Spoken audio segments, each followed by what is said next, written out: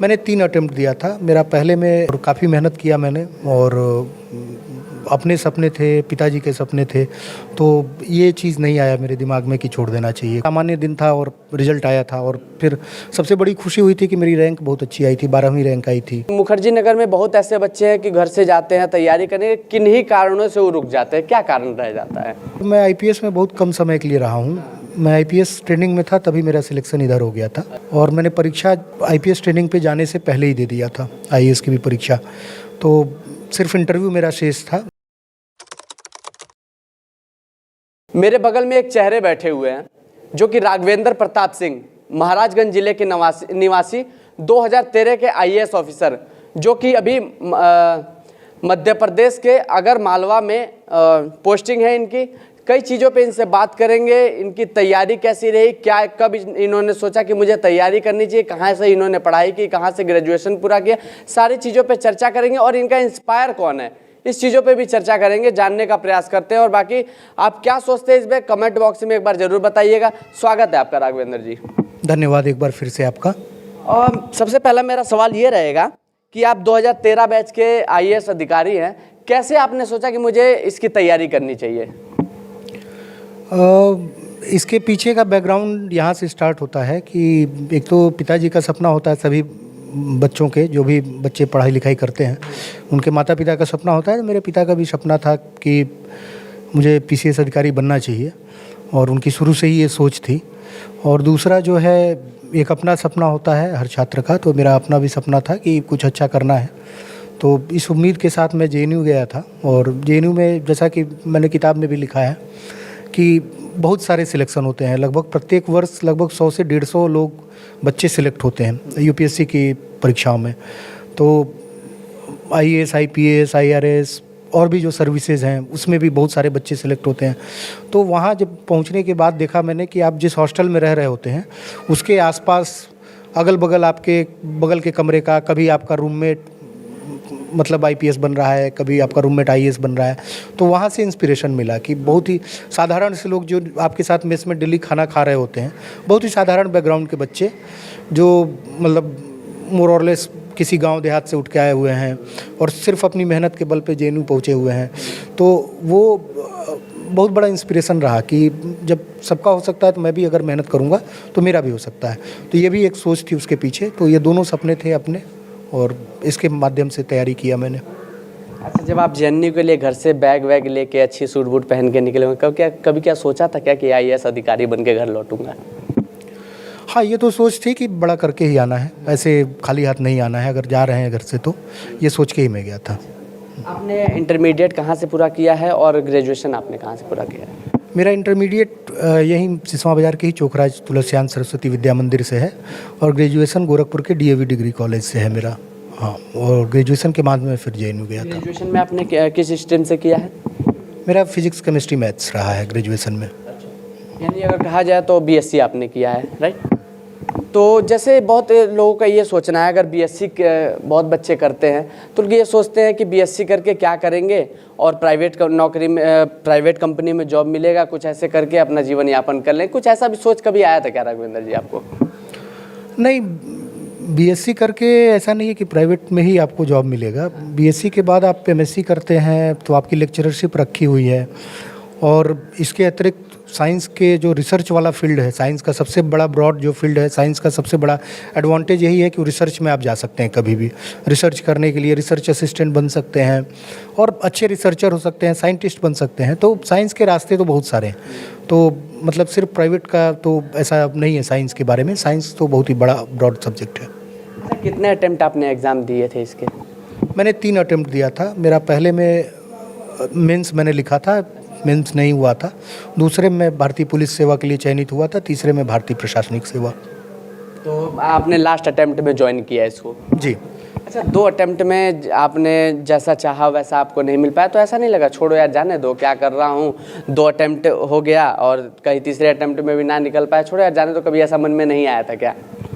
नहीं, मेरी तैयारी लाइन पे थी और काफ़ी मेहनत किया मैंने और अपने सपने थे, पिताजी के सपने थे। तो ये चीज़ नहीं आया मेरे दिमाग में कि छोड़ देना चाहिए। कोई भी चीज़ शुरू करे तो आदमी को पूरा करना चाहिए। ये राघवेंद्र प्रताप जी हैं, जो कि इतने अगर कहा जाए तो सीमित चीज़ों में, सीमित संसाधनों में रह के उत्तर प्रदेश के महाराजगंज ज़िले के एक छोटे से कस्बे से जाकर और उतने बड़ी जगह पर जाकर अपने चीज़ों को निखारने की कोशिश की, अपने को जानने की कोशिश की। इनकी उम्र में जितने भी लड़के रहे होंगे, जितने भी बच्चे होंगे, वो अपने आप को यही नहीं सोच पाते कि किस तरह की चीज़ें हमें करनी चाहिए। कहीं ना कहीं राघवेंद्र जी ने ये चीज़ सोचा और करने का प्रयास किया और करके घर पे सूट बूट पहन के और माता पिता के सामने आए कि हाँ, मैं एक अधिकारी बेटा बन गया हूँ। अच्छा, जब रिज़ल्ट आया, थोड़ा सा मैं पुराने समय में आपको लेके चलता हूँ। जब रिज़ल्ट आया तो मतलब उस समय की अगर कहा जाए तो उस समय कैसा था, कैसा मन में आकर्षण आ रहा था, किस तरह की चीज़ें थी उस समय? नहीं, जब रिज़ल्ट आया था तो उस समय मैं आईपीएस में था उस समय। अच्छा। तो उस समय हम लोग बेंगलोर में थे, कुछ डेपुटेशन था हम लोगों का, शायद इलेक्शन अटैचमेंट था या कुछ अटैचमेंट था, तो याद नहीं है मुझे क्या एग्जैक्टली क्या अटैचमेंट था।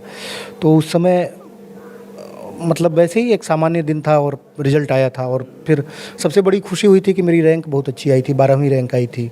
तो मतलब पहले कल्पना से परे लगा, विश्वास नहीं हुआ, लेकिन फिर अपना रोल नंबर मिलाया, कई बार रोल नंबर मिला तो फिर बहुत खुशी हुई, अच्छा लगा कि अपना सपना पूरा हो गया। अच्छा, आपने कहा कि आप उस समय आईपीएस की पोस्ट पे थे, तो जब आप, जैसा कि मैंने अभी पिछले वीडियो में एक सवाल किया था आपसे कि आप ड्यूटी करके आते हैं फिर भी आपको पुस्तक लिखने का मन नहीं करता, ऐसा होता है। इसमें सवाल ये रहेगा कि आप आईपीएस की पोस्ट पे थे, आपने इलेक्शन ड्यूटी किया, घर पे आप आते होंगे, तो क्या तैयारी करने का मन करता होगा कि उस समय पूरी तरह से टायर्ड होंगे, थके होंगे, ये सोचते थे क्या कि तैयारी करें, किस तरह से कर पाएँ? नहीं, मतलब मैं आईपीएस में बहुत कम समय के लिए रहा हूँ। मैं आईपीएस ट्रेनिंग में था तभी मेरा सिलेक्शन इधर हो गया था और मैंने परीक्षा आईपीएस ट्रेनिंग पे जाने से पहले ही दे दिया था, आईएएस की भी परीक्षा। तो सिर्फ इंटरव्यू मेरा शेष था, जो आईपीएस में रहते हुए मैंने इंटरव्यू दिया है, बस यही चीज़ें। मतलब आईपीएस में जब आप थे तब आपने इंटरव्यू दिया उस समय। अच्छा, और थोड़ा सा मैं आपको डाइवर्ट करूंगा, डाइवर्ट ये करता हूं, अब मैं ले चलता हूं बच्चों की तरफ, जो बच्चे तैयारी कर रहे हैं, उनके लिए कहीं ना कहीं आप एक इंस्पायर हैं।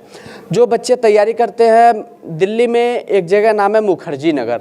मुखर्जी नगर में बहुत ऐसे बच्चे हैं कि घर से जाते हैं तैयारी करने, किन्हीं कारणों से वो रुक जाते हैं, क्या कारण रह जाता है? एक तो ये है कि सीटें जो है उतनी नहीं है जितने एस्पिरेंट हैं, जितने लोग चाहते हैं कि उनका रिजल्ट हो जाए, सीटें किसी भी परीक्षा में उतनी नहीं होती हैं। एक तो यही है, दूसरा कि सबसे कठिन परीक्षा है, और तीसरा कि कंपटीशन बहुत तगड़ा है। मतलब बहुत ही पढ़े लिखे लोग और आईआईटी से पास आउट, एम्स से pass out, national law university से पास आउट, ऐसे बच्चे आते हैं compete करने। तो निश्चित ही काफ़ी मेहनत वाली परीक्षा है और इसमें सभी बच्चों से मेरी अपेक्षा है कि अपना पेशेंस रखेंगे, मेहनत पे भरोसा करेंगे, सपने बड़े देखेंगे तो निश्चित ही सफलता मिलेगी।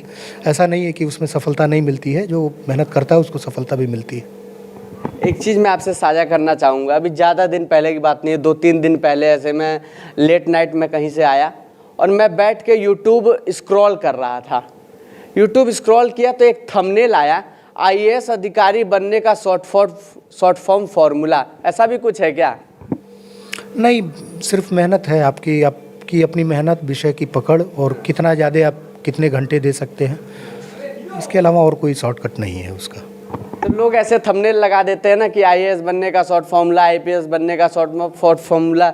तो जो बच्चे ये वीडियो देख रहे हैं, जो अधिकारी बनना चाहते हैं, फिर अपने जीवन में बहुत कुछ करना चाहते हैं, तो उनसे आपसे ये बता दूं कि शॉर्ट फॉर्म कोई तरीका नहीं होता कि शॉर्ट तरीके से आप किसी चीज़ को पा सके। कहीं ना कहीं लॉन्ग फार्मूला ही होता है हर एक चीज़ों को पाने का। जो कहा जाता है ना कि अगर तैयारी किसी भी चीज़ की करो या फिर किसी भी चीज़ में समय दो, तो आने वाले समय में आपको रिजल्ट ज़रूर देगा। थोड़ा सा मैं एक बार और डाइवर्ट करता हूँ, आता हूँ आपके पास। जब आपकी पोस्टिंग एमपी में हुई तो वहाँ के जो लैंग्वेज होते हैं उनको समझने में थोड़ी सी समस्या नहीं आई थी? नहीं, मध्य प्रदेश तो हिंदी स्टेट है। अच्छा। कोई समस्या नहीं है। बघेली वगैरह वहाँ जैसे कि यूज़ की जाती है? हिंदी के जो जितने भी बाई प्रोडक्ट हैं वो सारे आप समझ सकते हैं। जो भी हिंदी बोलता है वो सभी भाषाएं समझ सकता है। और कोई हिंदी में तो कोई समस्या ही नहीं है। हाँ, थोड़ी सी कुछ चीज़ें आप बोल के बताएंगे एमपी में कैसे आप चीज़ें इंस्ट्रक्शन देते हैं लोगों को, कुछ ऐसी चीज़ें बताएंगे? प्योर हिंदी स्पीकिंग स्टेट है वो। प्योर हिंदी वहाँ बोली जाती है, कोई समस्या नहीं। तो ये हमारे साथ राघवेंद्र प्रताप सिंह थे, सारी चीज़ें जानी हमने। बाकी आपसे आगे मिलते हैं कैमरा पर्सन के साथ। मैं अश्विनी श्रीवास्तव, महाराजगंज, एक नई सोच।